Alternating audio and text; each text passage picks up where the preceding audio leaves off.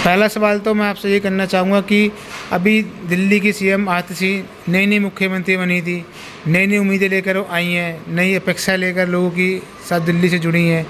लेकिन कहीं न कहीं जो जो कहते हैं कि घर को लेकर जो बवाल मचा अभी, चाहे विपक्ष ने मुद्दा उठाया हो, चाहे पक्ष ने उठाया हो, चाहे एलजी पे आरोप लगाए हों, तो कहीं न कहीं आपको लगता है कि ये एक मुख्यमंत्री, भले ही आम आदमी पार्टी की हों, ये कहीं न कहीं मुख्यमंत्री के लिए की पद के लिए गलत हुआ जो भी इंसिडेंट हुआ कि पहले उनको बंगला दिया नहीं गया, फिर वो बंगले में सामान लेके चली गई, फिर उनका सामान वापस भेज दिया, फिर वही बंगला उनको अलॉट कर दिया गया। तो कहीं न कहीं ऐसा नहीं लगता है कि दिल्ली के सीएम पद की छवि को धूमिल किया गया है?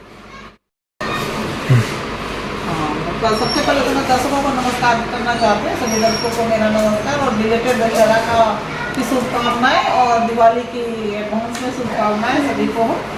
आशा है कि सभी सुखी होंगे और दिवाली अच्छी तरह से मनाएंगे। धन्यवाद रेखा जी, धन्यवाद। देखिए, हर चीज़ का एक प्रोटोकॉल होता है। जब केजरीवाल जी ने इस्तीफा दिया, बंगला खाली किया, तो अलॉटमेंट लेटर उनको नहीं मिल पाया था पॉलिसी को। अब अलॉटमेंट लेटर हो गया, कोई पॉलिटिक्स वाली चीज़ नहीं है। देखिए, वो तो सीएम का आवास है, तो सीएम को ही मिलेगा, चाहे वो कोई भी सीएम हो। तो अलॉट हो गया है, आ गई है, इसमें कोई पॉलिटिक्स वाली कोई बात नहीं है। तो लेकिन पहले फिर वो क्यों गई थी कि पहले उनको लेटर नहीं मिला था? तो प्रोटोकॉल होता है, प्रोटोकॉल को फॉलो करना पड़ता है। अगर वो फॉलो नहीं हो पाया था, किसी कारण से उसमें कोई बाधा पड़ गई थी, तो उसके लिए कोई पॉलिटिक्स की बात नहीं है। लेकिन ये क्या है, उसके लिए कोई चिंता वाली बात भी नहीं है, सब कुछ होता रहता है। चलिए, खैर अभी हमारे लिए भी अच्छी बात है कि वो अपने आवास में हैं और सीएम आवास में भी रह रही हैं। लेकिन जो भी कुछ गतिविधि हुई हैं वो ठीक नहीं है दिल्ली में, क्योंकि दिल्ली में चुनाव के लिए भी ज़्यादा समय नहीं बचा है और ख़ासकर सभी राजनीतिक पार्टियां अपने लोगों को लुभाने के लिए अपने तरीके से काम कर रहे हैं। खैर, अब दिल्ली की सरकार जो है अब प्रदूषण को रोकने के लिए लगी हुई है कि जैसे मौसम बदल रहा है, धीरे धीरे ठंड दस्तक दे रही है, तो कहीं ना कहीं सरकार पोल्यूशन को रोकने के लिए अब इंतजाम कर रही है, अपने काम भी करे, लेकिन कहीं ना कहीं वो इंतजाम दिख नहीं रहे। जहाँ तक हम लोगों ने मॉनिटरिंग किया था कि अभी भी जगह जगह कूड़े पड़े हुए हैं, कूड़े के ढेर को लेकर भी पीएमओ तक ने चिंता व्यक्त की है। साथ में पॉल्यूशन का स्तर भी धीरे धीरे बढ़ जाएगा, अगर मौसम में धीरे धीरे बढ़ता चला गया, ठंड बढ़ती चलेगी, तो कहीं ना कहीं ये नहीं लगता है कि अभी जो सरकार को काम करने चाहिए पॉल्यूशन को लेकर वो भी सही तरीके से अमल नहीं हो पाए हैं। देखिए, पॉल्यूशन का जहाँ तक सवाल है, गर्मी में पॉल्यूशन नहीं होता है, सर्दी की शुरुआत होते ही पॉल्यूशन की जो क्वालिटी है, वो एयर क्वालिटी जो है घटने लगती है, पॉल्यूशन जो है बढ़ने लगता है। उसके पीछे यही है कि हवा जो है वो स्थिर हो जाती है, हवा में बहाव नहीं होता, तो उसकी वजह से पॉल्यूशन होता। अभी दशहरा में जो रावण दहन होता है उससे पॉल्यूशन की शुरुआत शुरू हो जाती है। तो इस बार तो मुझे लगता है कि दशहरा में किसी भी रावण में पटाखे लगे नहीं थे, काफ़ी सादा ही रावण को दहन किया गया है।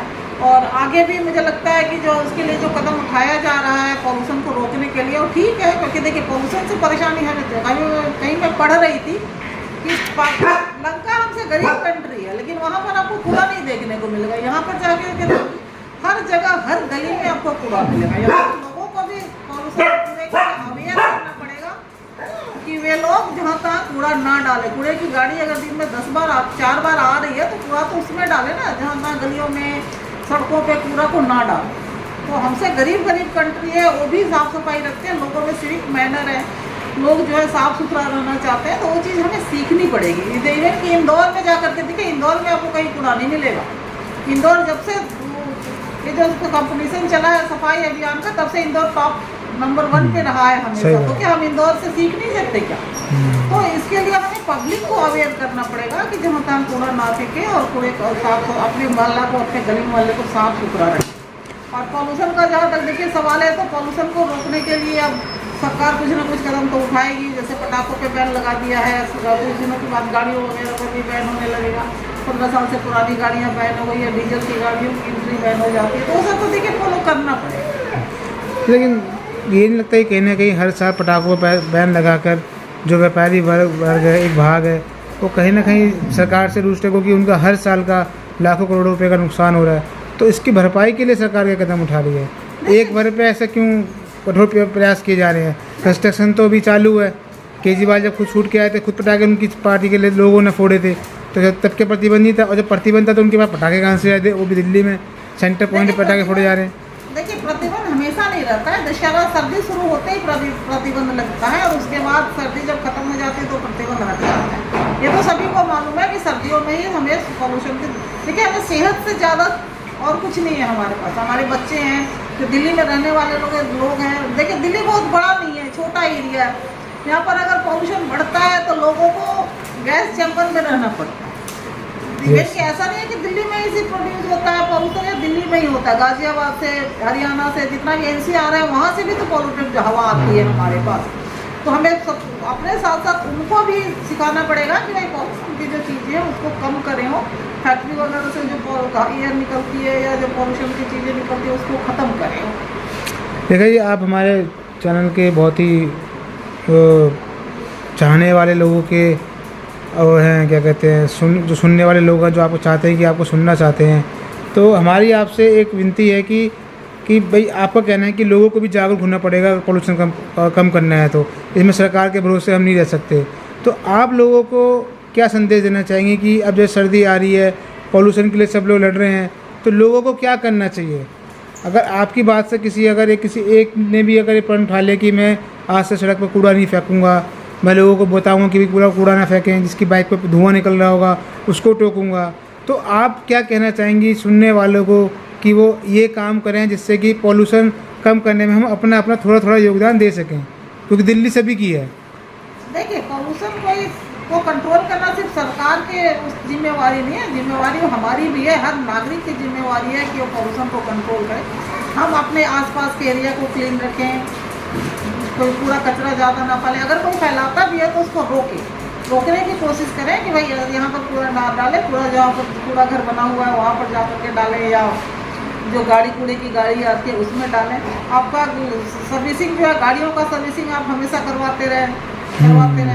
पटाखे या स्मोकिंग वाली कोई चीज़ें, जलाने वाली कोई चीज़ें हैं वो ना जला, वो जगह आप देखिएगा कबाड़ी वाले लोग जो होते हैं वो धुआं वगैरह, तार वगैरह जलाते हैं, उससे पोल्यूशन होता है। पत्ते को बहुत जगह पत्ते जलाए जाते हैं, उससे पोल्यूशन, तो उन सब चीज़ों को हमें रोकना चाहिए। अगर कोई जलाता भी है तो उनको कहना चाहिए कि भाई इसको आप कंपोस्ट में बदलने की कोशिश करें। और घर में भी कंपोस्ट बनाया जाता है, तो बहुत सारी विधि आ गई है जो घर में भी आप कंपोस्ट बना सकते हैं। तो पेड़ पौधे लगाइए, आप आसपास पेड़ पौधे लगाइए जिससे कि आपका एरिया जो है हरा भरा रहे। तो बहुत सारे ऐसे उपाय हैं जो आप अगर देखिए, अगर हम सुधरते हैं तो दुनिया सुधरती है। अगर एक आदमी खुद में सुधार करने लगता है तो पूरी दिल्ली सुधर जाएगी। खैर रेखा जी, आपका धन्यवाद। हम तो यही चाहेंगे कि आपके थ्रू लोग बातें माने। मैं अगर एक आदमी में परिवर्तन आता है तो उसको देख के दूसरे में भी आ जाता है। तो हम तो चाहेंगे कि लोग कम से कम 2 चीज़ें तो ज़रूर करें।